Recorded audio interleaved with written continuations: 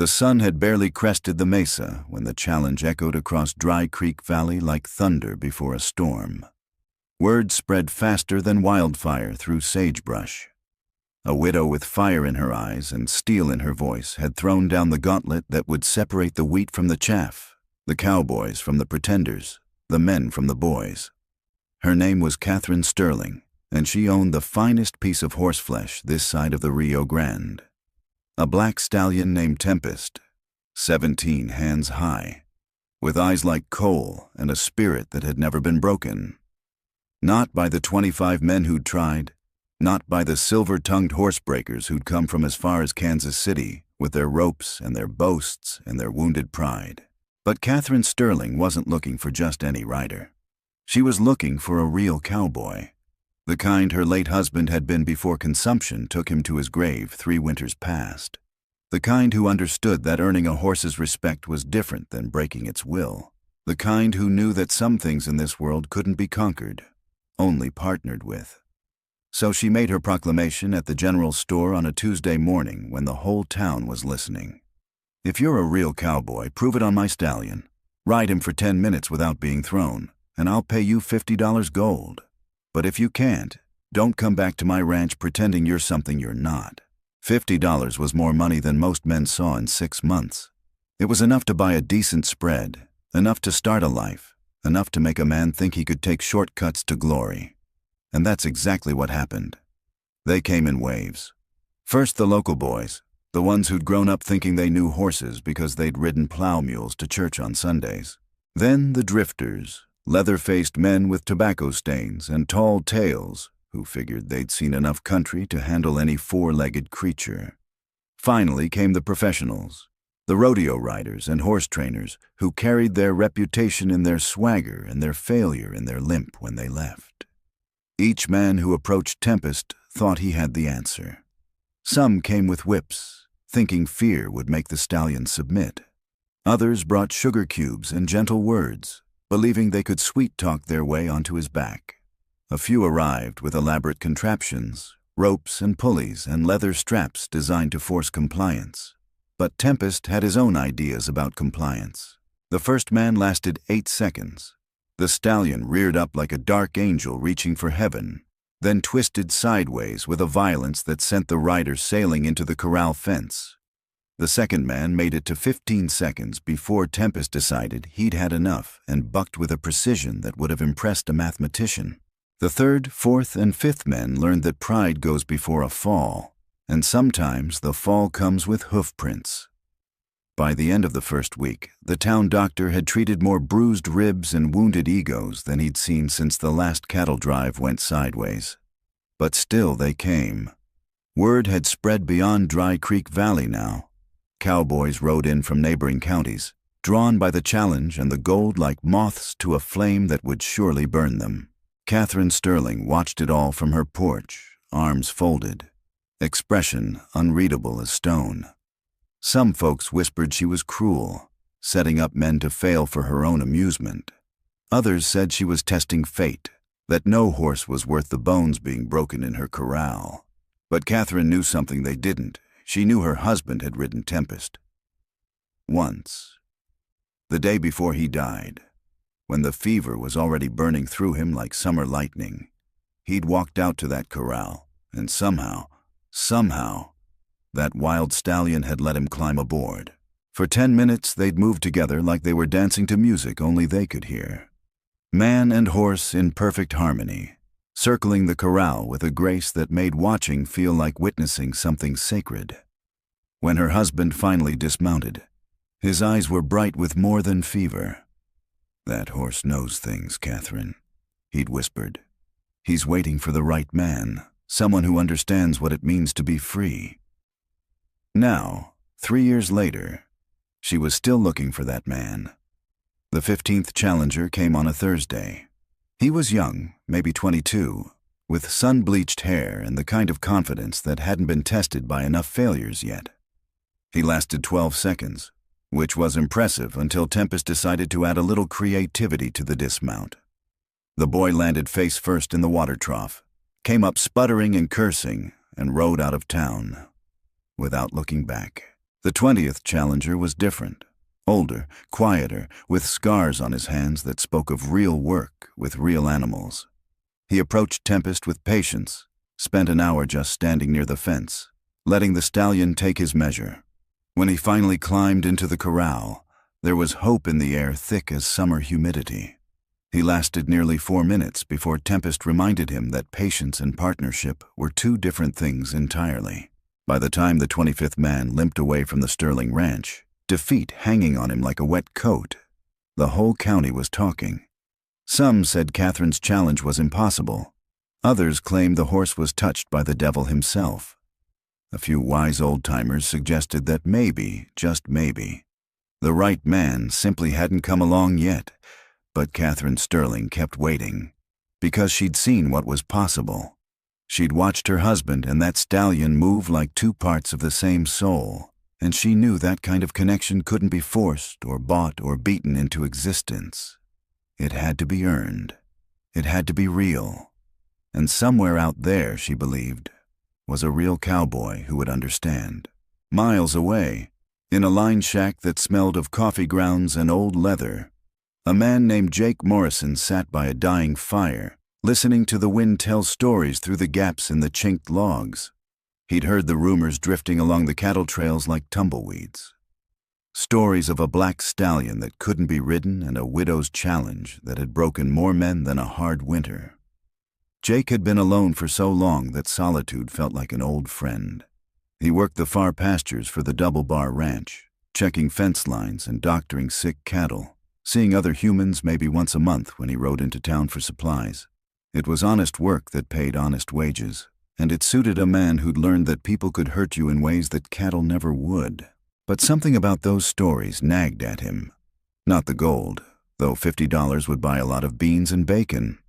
Not the challenge, though he'd ridden his share of difficult horses. It was something else, something that whispered to him in the quiet moments between sleep and waking, when a man's defenses were down, and truth could slip in like morning light through a cracked shutter.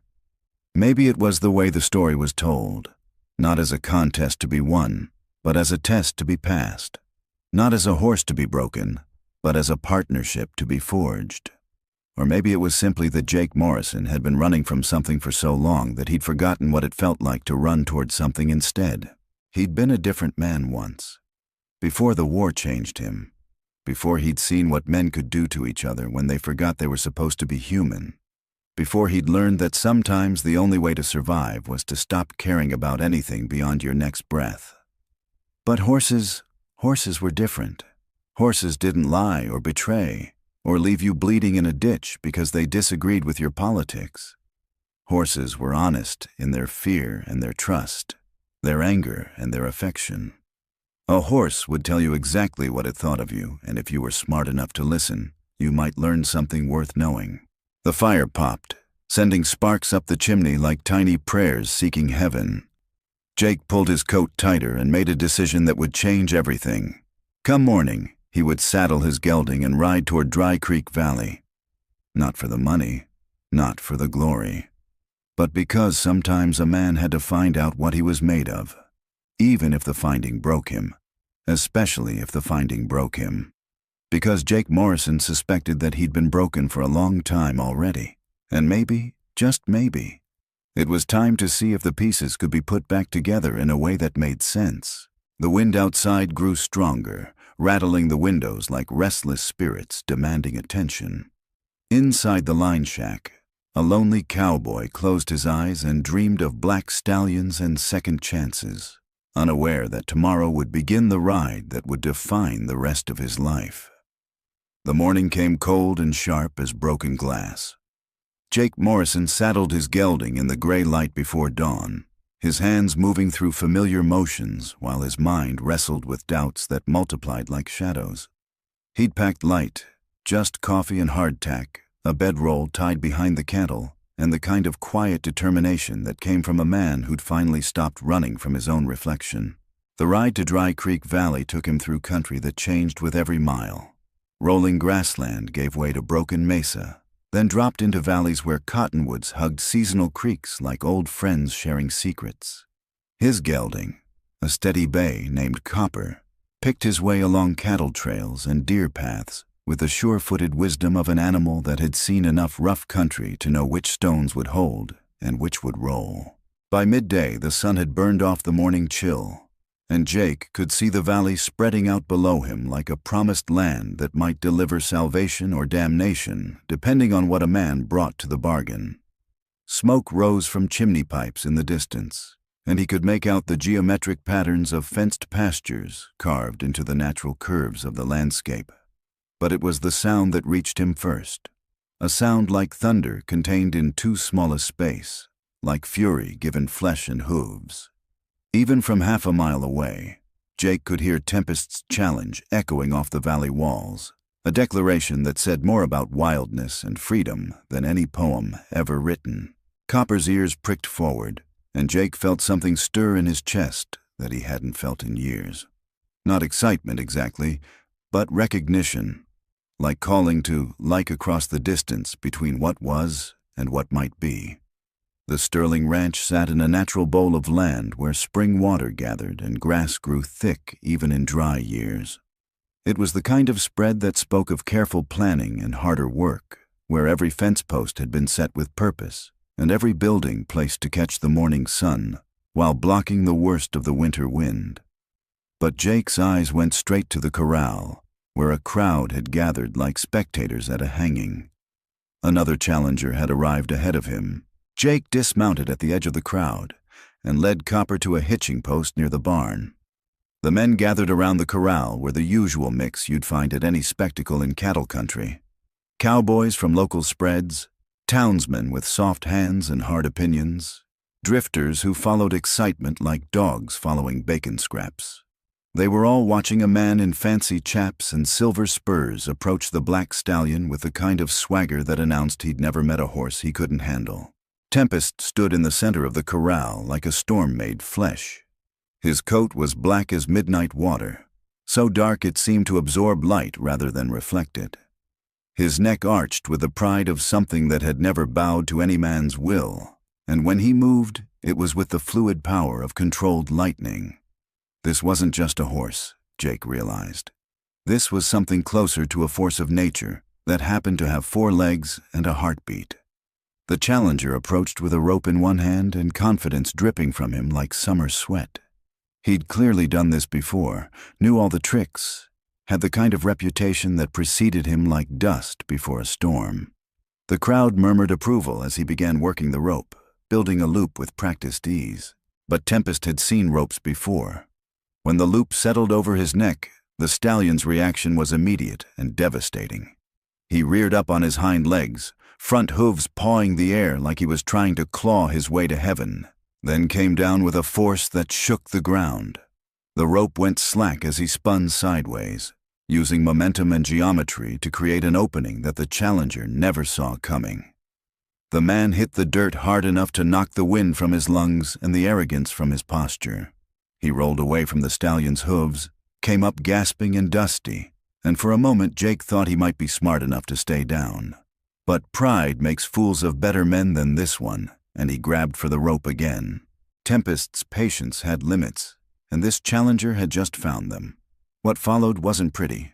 The stallion didn't just buck, he orchestrated a symphony of controlled violence that spoke to years of dealing with men who thought they could take by force what could only be given freely.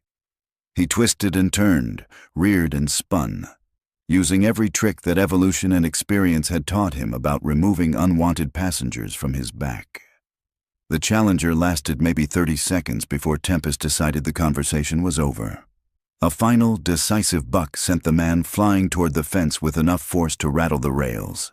He landed in a heap of expensive leather and wounded pride, then crawled toward the fence like a man trying to remember which end was up. The crowd was already dispersing, muttering among themselves about impossible horses and foolish challenges, when Jake finally saw her clearly for the first time. Catherine Sterling stood on the ranch house porch like she was holding court with the sky itself. She wasn't beautiful in the way that stopped conversations in saloons, but there was something about her that made you forget to look away. Her hair was the color of autumn leaves, pulled back in a way that framed a face that had learned to weather storms without breaking. Her dress was practical rather than pretty, but it fit her the way good leather fits a working man's hands, shaped by purpose and strengthened by use.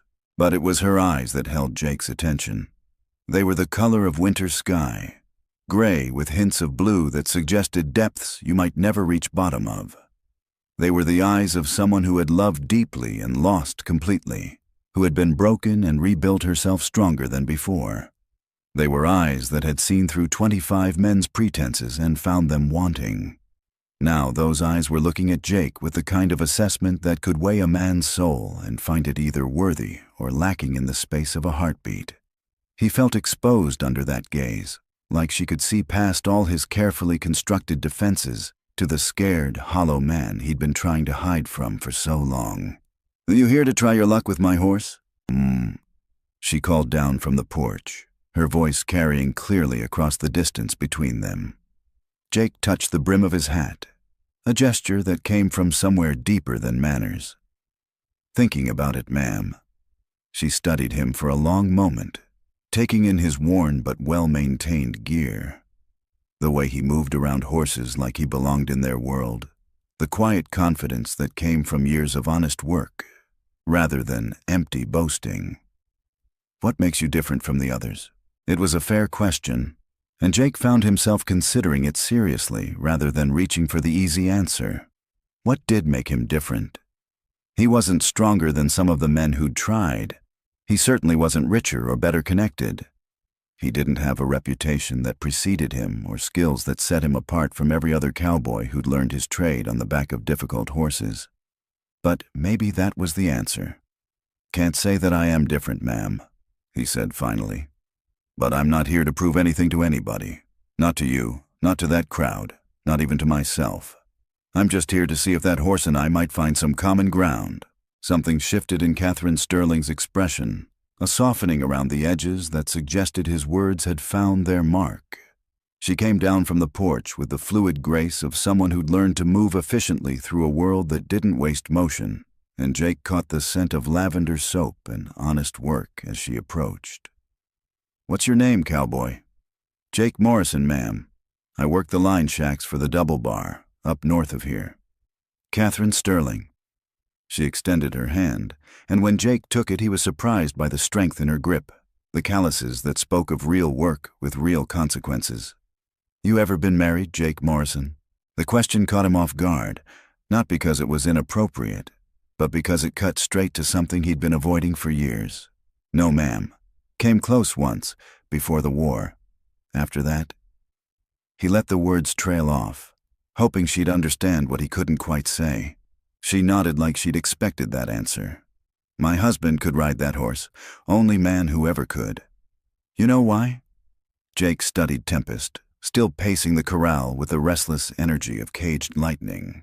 "I'd guess it's because he didn't try to break him." "That's part of it." Catherine's voice carried a note of approval. "But there's more." He understood that some things in this world are worth partnering with rather than owning. That real strength comes from knowing when to yield and when to stand firm. That earning trust is different than demanding obedience. She was talking about more than horses now, Jake realized.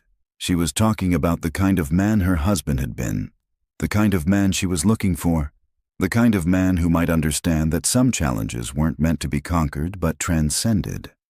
"The rules are simple," Catherine continued. "Stay on his back for 10 minutes without being thrown, and you win the $50. But if you get thrown, you leave and don't come back. And Jake Morrison?" "Yes, ma'am. Don't try this unless you're sure. Because once you step into that corral, there's no going back to who you were before." Jake looked at the corral, then back at Catherine Sterling, and felt something settle into place inside his chest, like a key finding its lock. "Ma'am, I haven't been sure about much of anything for a long time, but I'm sure about this." She studied his face for another moment, then nodded once. "Then you better get acquainted with him first. Most men just climb over that fence like they're mounting a Sunday horse. Tempest doesn't appreciate that kind of presumption." Jake approached the corral slowly, his boots making soft sounds in the packed earth. The few remaining spectators had gathered closer now, sensing that this cowboy might be different from the parade of failures they'd witnessed. But Jake barely noticed them. His attention was fixed on the stallion that stood watching him with eyes like black diamonds, intelligent and calculating and utterly without fear. "Easy there, partner," Jake said quietly, his voice carrying no further than the horse's ears. He didn't climb the fence. Instead, he leaned against the rails and simply waited, letting Tempest take his measure the same way he was taking the stallion's. Tempest approached with the cautious curiosity of something wild that had learned to expect the worst from humans, but hadn't quite given up hope of finding better. He came within 10 feet of the fence and stopped, nostrils flaring as he caught Jake's scent. The stallion's ears moved forward and back, reading signals that most men never learn to send. "You've had your fill of fools, haven't you?" Jake murmured. "Men who think they can take what you never offered to give. But that's not what this is about, is it?" Tempest took another step closer, then another. Jake remained perfectly still, not reaching out, not making demands, just being present in the way that horses understood better than words. Time stretched like taffy in summer heat, measured not in minutes but in heartbeats and the subtle shift of muscle beneath midnight hide. "My husband used to talk to him just like that," Catherine said softly from behind Jake. Said horses could hear the truth in a man's voice, even when the man himself had forgotten what truth sounded like. Jake turned his head slightly but kept his eyes on Tempest. "What did your husband do?" "Before the consumption took him, he was a horsebreaker, the best in 3 counties. But he never broke anything, if you understand my meaning. He had a way of showing horses what they could become instead of forcing them to be something they weren't." Her voice carried the weight of memory and loss. "He said the best horses, the ones worth having, they choose their riders as much as riders choose them." Tempest had moved closer now, close enough that Jake could see the scars along his neck and shoulders, evidence of previous encounters with men who'd tried to take by force what could only be earned through understanding. There was intelligence in those dark eyes, and something else. Recognition, maybe. Or possibility. "He's been waiting," Jake said, not really speaking to Catherine, but not exactly talking to himself either. 3 years, she confirmed. 3 years of men thinking they could master him with whips or bribes or fancy gear. 3 years of him teaching them the difference between submission and partnership. Jake finally moved, just his hand, extending it palm up toward the fence rail. Tempest's ears flicked forward, and after a moment that felt like forever. The stallion stepped close enough to blow warm breath across Jake's fingers. Not quite touching, but close enough to establish that communication was possible. "You ready for this?" Catherine asked. Jake looked at her over his shoulder, seeing something in her expression that hadn't been there before. Hope, maybe. Or the kind of cautious optimism that comes from watching too many dreams die, but not quite being ready to give up on dreaming. "Ma'am, I've been ready for something like this my whole life. I just never knew what it was until right now." He climbed the fence then, moving slowly and deliberately, giving Tempest every opportunity to object or retreat. But the stallion held his ground, watching with the intensity of something that had learned to read men's souls through their actions rather than their words. The corral felt different from inside, bigger somehow, but also more intimate. It was just Jake and Tempest now, with Catherine and the remaining spectators fading into background noise like distant thunder. The stallion moved with liquid grace, circling Jake at a distance that suggested interest without commitment, evaluation without verdict. "You know what they say about you," Jake said conversationally, matching Tempest's movement with his own, staying centered but not confrontational. "They say you're unrideable, that you've got the devil in you, that you're too proud and too wild and too stubborn for any man to handle." Tempest snorted, a sound that might have been amusement or disdain or simple acknowledgement of the truth. "But I don't think that's it at all," Jake continued, his voice steady and low. "I think you're just tired of men who want to own you instead of know you.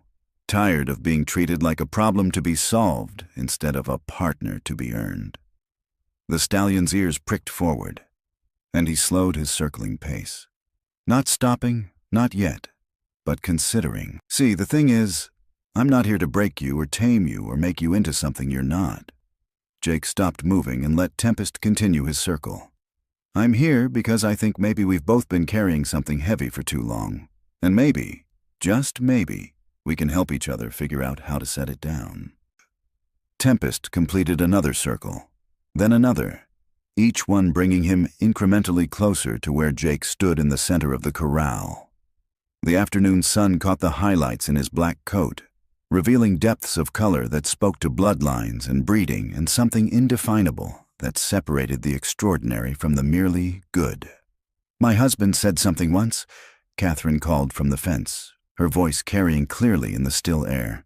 He said the best horses don't need to be broken because they were never really wild to begin with. They were just waiting for someone who could speak their language. Jake nodded without taking his eyes off Tempest. The stallion had stopped circling now and stood perhaps 15 feet away, head high, ears forward, every line of his body speaking to attention and possibility.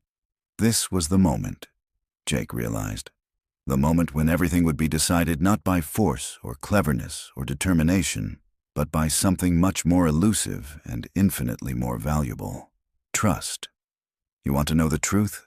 Jake said, his voice barely above a whisper, but somehow carrying to every corner of the corral.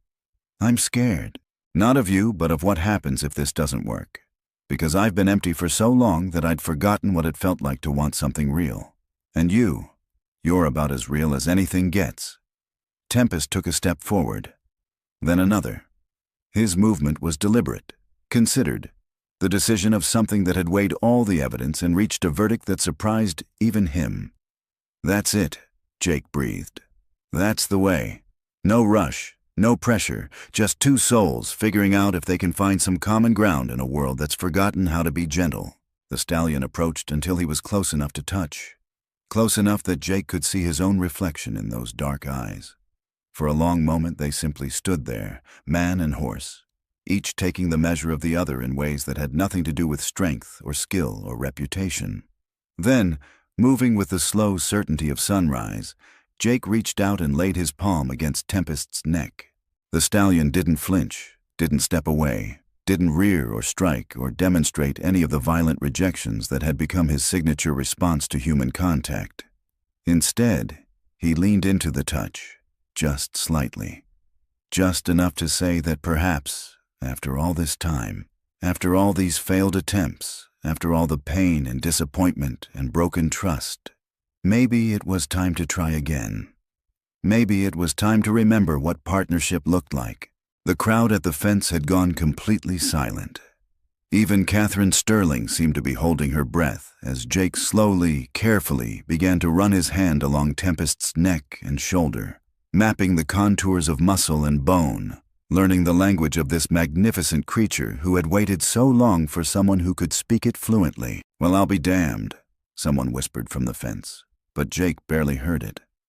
His world had narrowed to this moment, this horse, this possibility that hung between them like morning mist, fragile and beautiful and full of promise. You ready?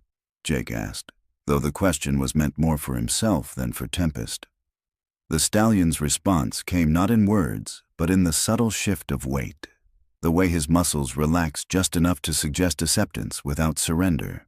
Jake moved to Tempest's left side, his hand never leaving contact with the horse's coat. Each movement was deliberate, telegraphed well in advance, giving the stallion every opportunity to object or withdraw consent. But Tempest held steady, his breathing deep and even, his attention focused on this strange man who spoke in whispers instead of shouts, who asked instead of demanded. The mounting process took nearly 10 minutes. Not because Jake was afraid, but because he understood that this wasn't about climbing onto a horse. This was about joining something, becoming part of a partnership that had to be built one heartbeat at a time.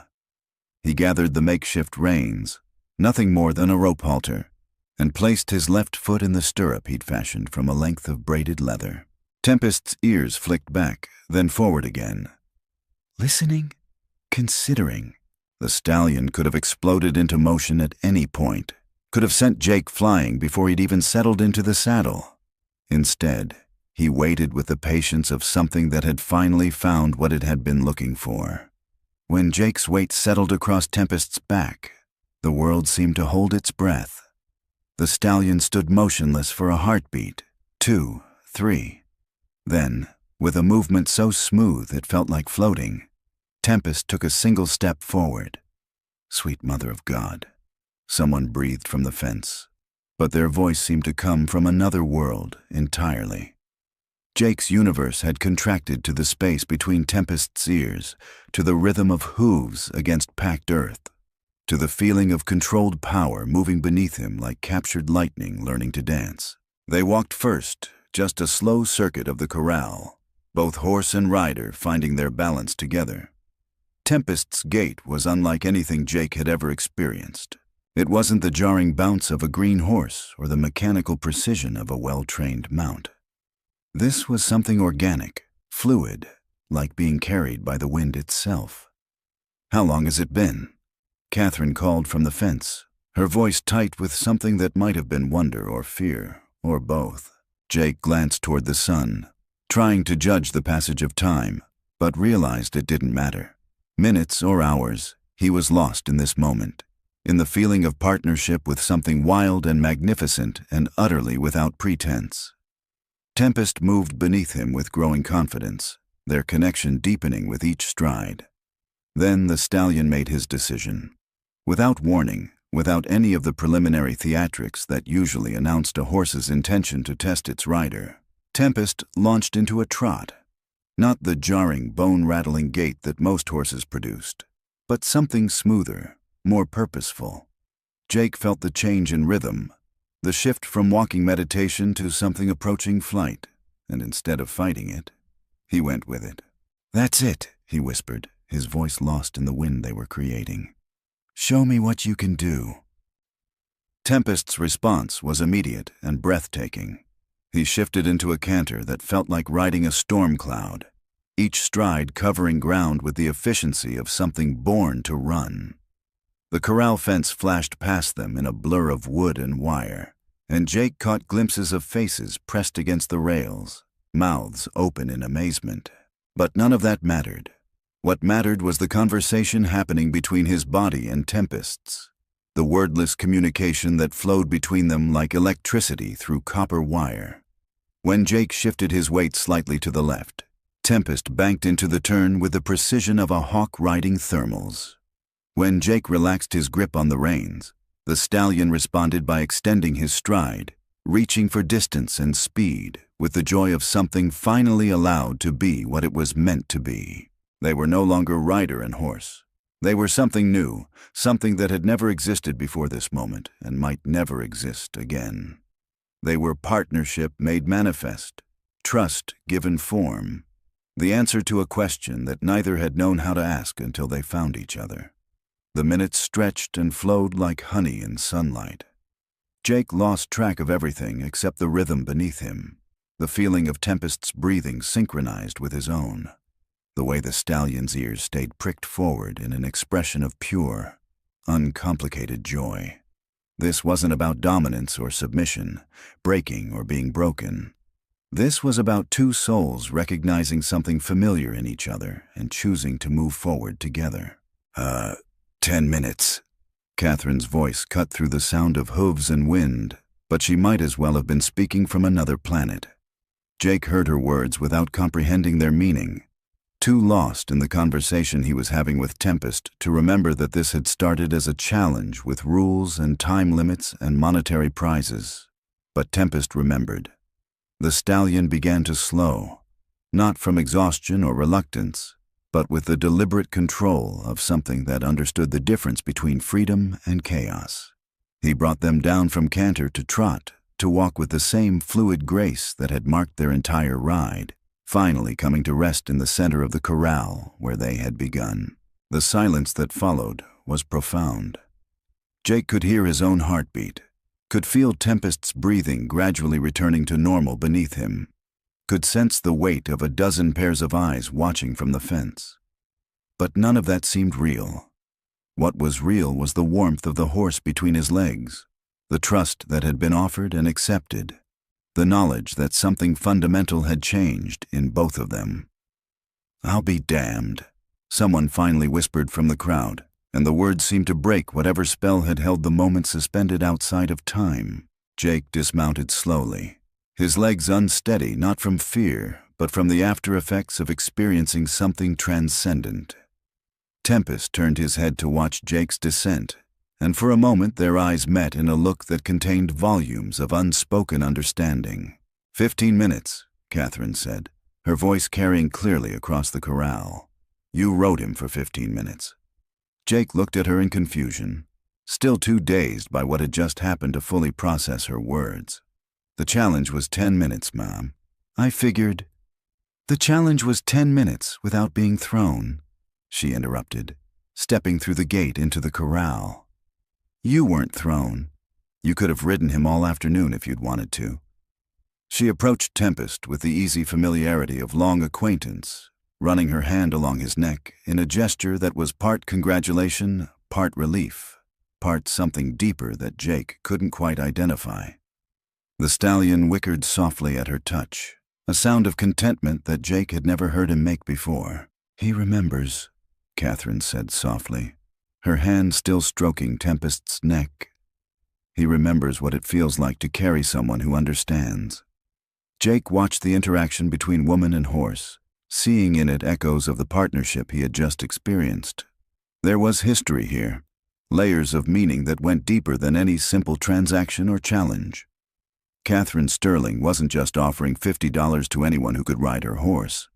She was looking for something specific, something that had been lost and might never be found again. "Your husband," Jake said quietly. "He rode like that?" Catherine's smile was soft and sad and beautiful all at once. "He rode exactly like that, like he was born to it, like Tempest was born to carry him." She looked at Jake with eyes that held depths he was only beginning to understand. "I haven't seen anything like it since the day he died."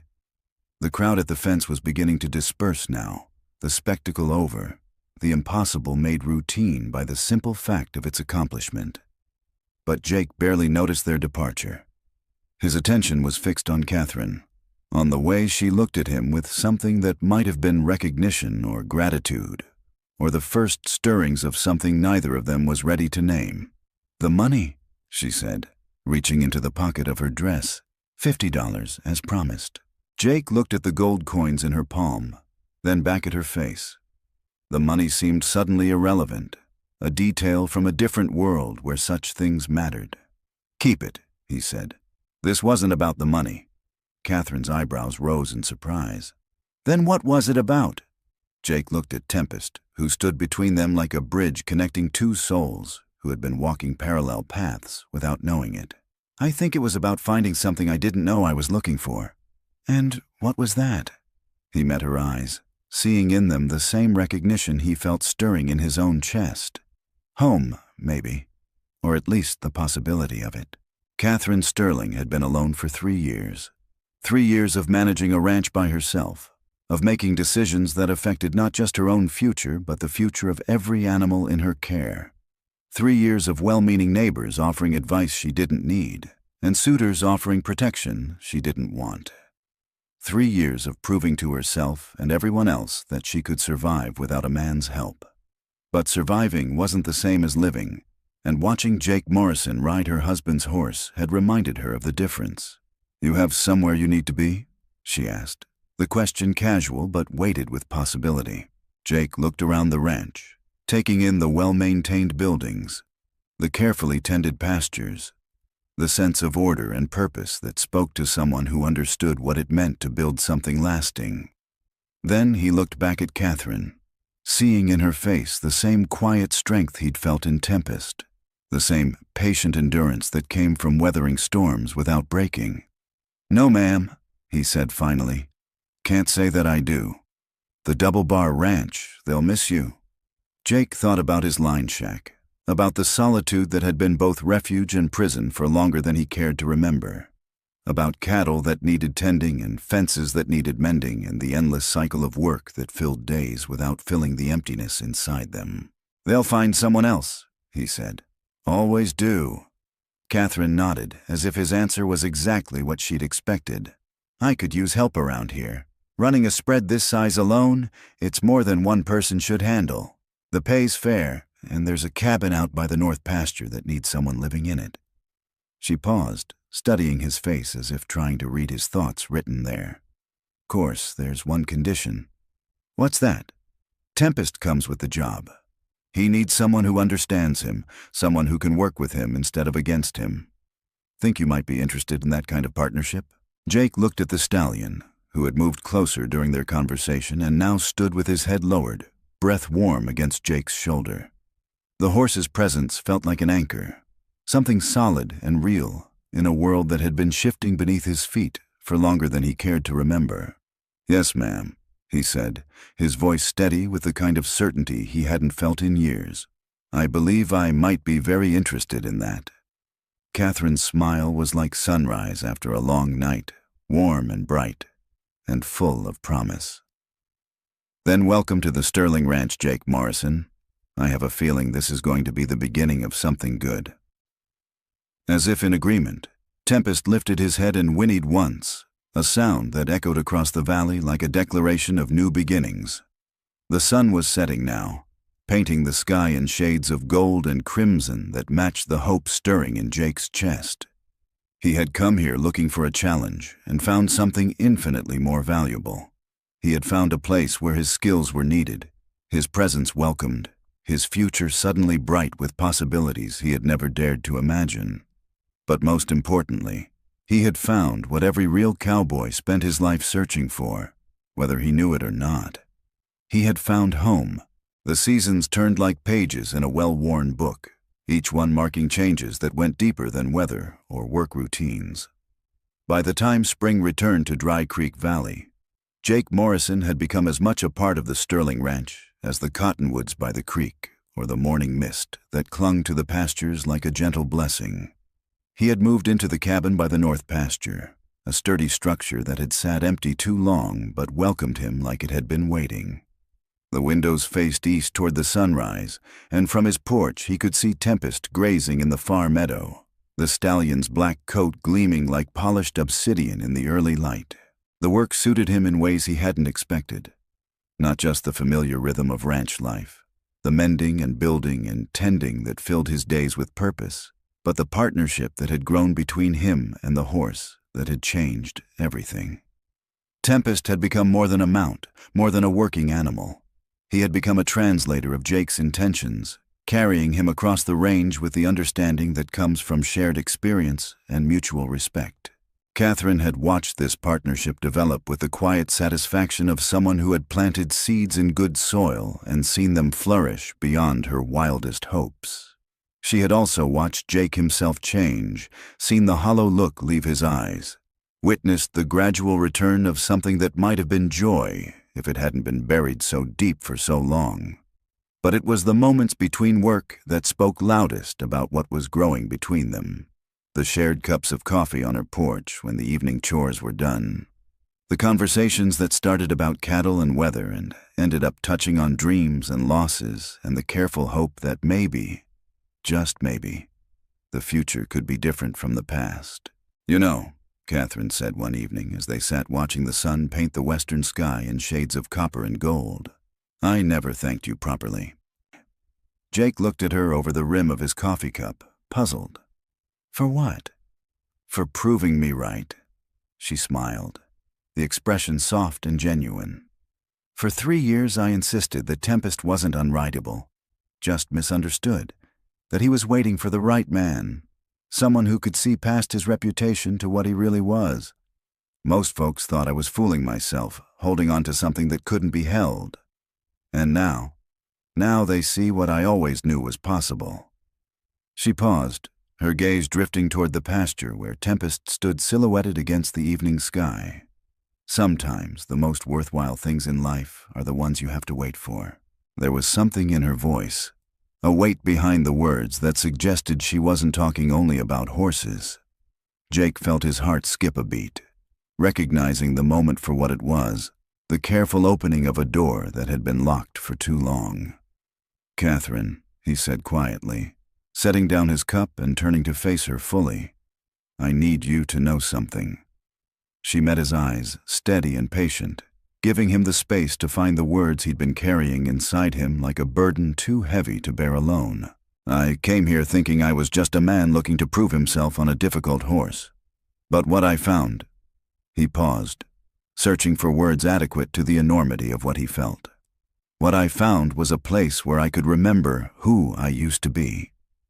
Before the war, before all the running and hiding and trying to outrun the ghosts that followed me home." Catherine reached across the space between their chairs and took his hand in hers, her touch warm and steady and utterly without hesitation. "You found yourself," she said simply. "Same as Tempest found himself when you showed him what partnership could look like instead of domination. I found more than that." Jake's voice was rough with emotion he'd kept locked away for years. "I found you." The kiss that followed was inevitable as sunrise, gentle as spring rain, and full of the promise that some things lost could be found again, that some broken places could heal stronger than they'd ever been before. When they finally broke apart, the stars had begun to appear overhead, and somewhere in the distance, Tempest called out once, a sound that seemed to bless what was beginning between them. "Marry me," Jake said, the words coming from somewhere deeper than thought or planning. "I know it's sudden. I know I don't have much to offer except a cowboy's wages and a heart that's finally remembered how to hope, but—" Catherine silenced him with another kiss, this one fierce and joyful and full of the certainty that comes from recognizing something you've been waiting for without knowing its name. "Yes," she whispered against his lips. "Yes, Jake Morrison. Yes to all of it." The wedding took place 6 months later, on a October morning when the cottonwoods had turned gold and the air carried the crisp promise of winter. It was a simple ceremony, held in the ranch house parlor with a handful of neighbors as witnesses and a preacher who had ridden out from town specifically for the occasion. Catherine wore her mother's dress, carefully preserved and altered to fit, the ivory silk complemented by a strand of pearls that had been her grandmother's. Jake had bought a new shirt for the occasion, pressed his best pants, and polished his boots until they reflected the morning light streaming through the windows. But it was Tempest who provided the most memorable moment of the ceremony. As Jake and Catherine spoke their vows on the front porch, the stallion approached the fence and stood watching, his magnificent head held high, his presence somehow sanctifying what was taking place. When the preacher pronounced them husband and wife, Tempest reared up on his hind legs once, a joyful celebration that made everyone laugh and Catherine cry happy tears into her new husband's shoulder. The years that followed were marked not by dramatic events, but by the quiet accumulation of contentment. Jake proved to be not just a skilled ranch hand, but a natural leader, gradually taking over more and more of the daily operations as Catherine's trust in his judgment grew. Together they expanded the Sterling Ranch, adding new pastures and breeding programs, building a reputation for quality horses that spread far beyond Dry Creek Valley. Tempest became the foundation stallion of their breeding program, his offspring inheriting not just his speed and strength, but his intelligence and his ability to form deep bonds with the right humans. Jake trained each of them personally, using the same patience and understanding that had won Tempest's trust, creating a line of horses known throughout the territory for their responsiveness and heart.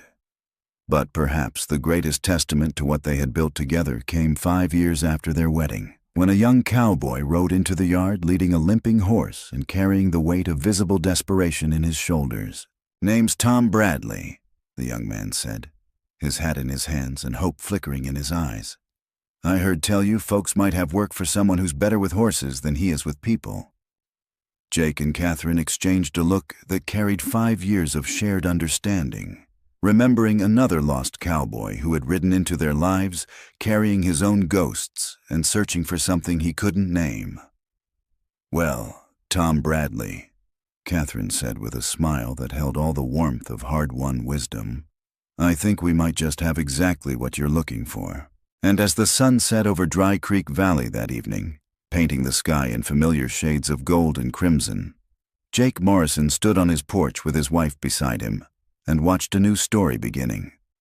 Somewhere in the pasture, Tempest lifted his head and called out once, a sound that seemed to say that some challenges weren't meant to break a man, but to remake him, and that sometimes the most beautiful things in life came to those who were brave enough to prove themselves worthy of them. In the Wild West, they said, only the strong survived. But Jake Morrison had learned a different truth, one written in the language of trust and partnership and love that endured. Sometimes it wasn't about being the strongest or the fastest or the most fearless. Sometimes it was simply about being real.